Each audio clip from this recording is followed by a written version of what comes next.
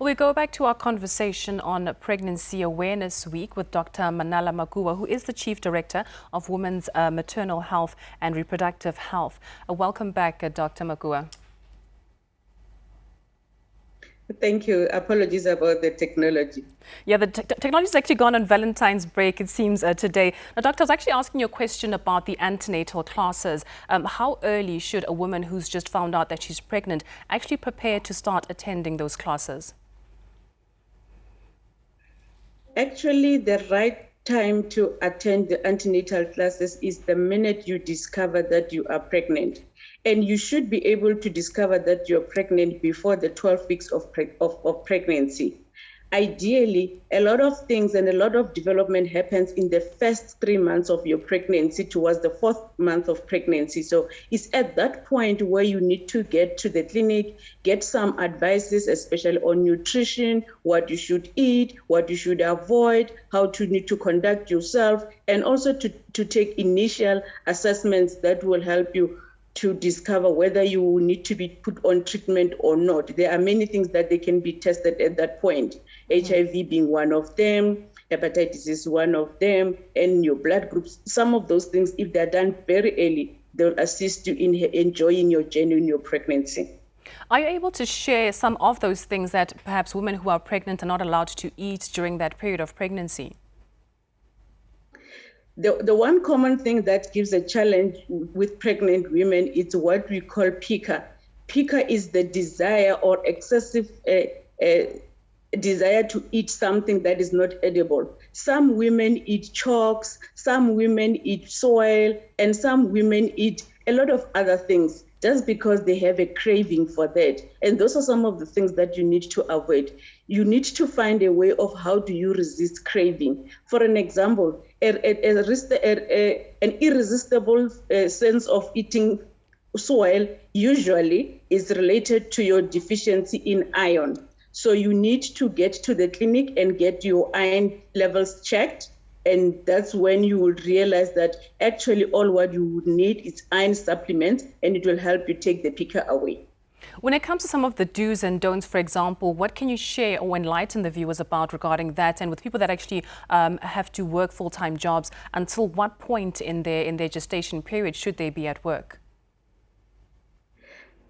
Pregnancy is individualized experience, and the risk level differs from one woman to another.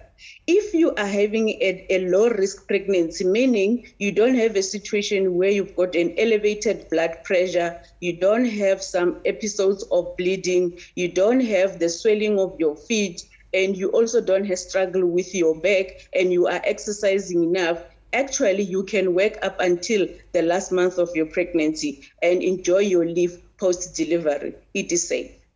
And when it comes to the phrase, you're eating for two now when you're expecting, is that actually accurate enough that you should double what you're eating as an expecting mother or not?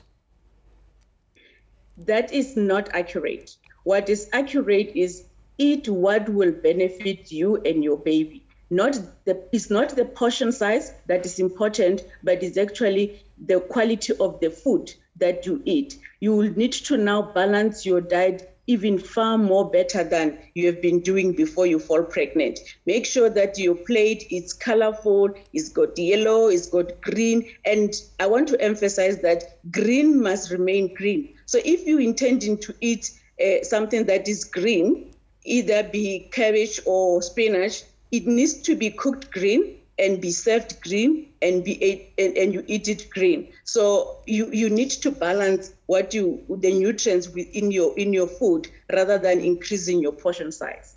And what are some of the rights that a pregnant woman actually has? The first right is your right to get to understand your body and the changes that happens on your body during pregnancy. You need to also take a responsibility to make sure that you are with your baby. Talk to your baby. It's your right to talk to your baby. and it's your right to get as much information as possible about your pregnancy. It's your right to engage with healthcare providers. So if you go for an antenatal class and you find a healthcare worker who just works and not talks to you and not give you information, it is your right to demand an information about what is actually happening on your body and at what point do you need to take which steps and at what you need to do if you see things that you suspect that they are not within the normal limits.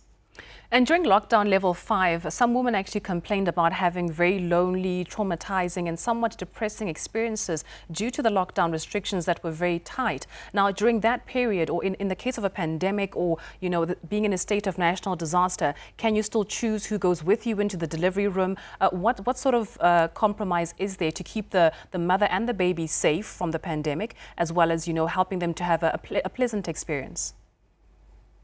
Yes, I agree that during the hard lockdown, there were some experiences, but however, we encourage all the facilities to discuss with women the alternative means of communicating. You would realize that before lockdown, before COVID, women were restricted on the use of gadgets within the labor ward. But what we have done is we allowed facilities to encourage women to engage and talk to their loved ones, talk to their companions, talk to their doulas during pregnancy if they are unable to visit them in person in facilities due to the challenges that we were facing in social distancing and minimizing the risk of infection during delivery.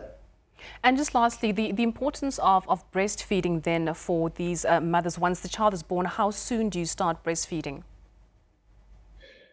For you to have a successful breastfeeding experience, that's one of the things and the rights and the demand that pregnant women need to know about. Insist that breastfeeding be initiated within an hour of you delivering your baby, unless if there's a medical condition that prohibits you from breastfeeding your baby. Either you are very sick or your baby is very sick. But if the baby is sick enough to be with you, the breastfeeding needs to be initiated within an hour. During that time, that's when the baby's sucking reflex are very, very strong. And if they're stimulated at that point, the baby is likely to enjoy the feeding. You are likely to enjoy breastfeeding, and the experience of feeding between the mother and the baby becomes successful. And most importantly, you need to make sure that you do that exclusively for the first 6 months after delivery. The more the baby sucks, the more the milk is produced. Let me repeat this. The more the baby sucks, the more the milk is produced. So some women stop breastfeeding and start saying, I don't have enough milk. Milk is stimulated by the breastfeeding exercise, by the baby. Thank you so much. Let's leave it there. That was Dr. Manala Makua, who is the Chief Director of Women's Maternal Health and Women's Reproductive Health at the Department of Health in the nation.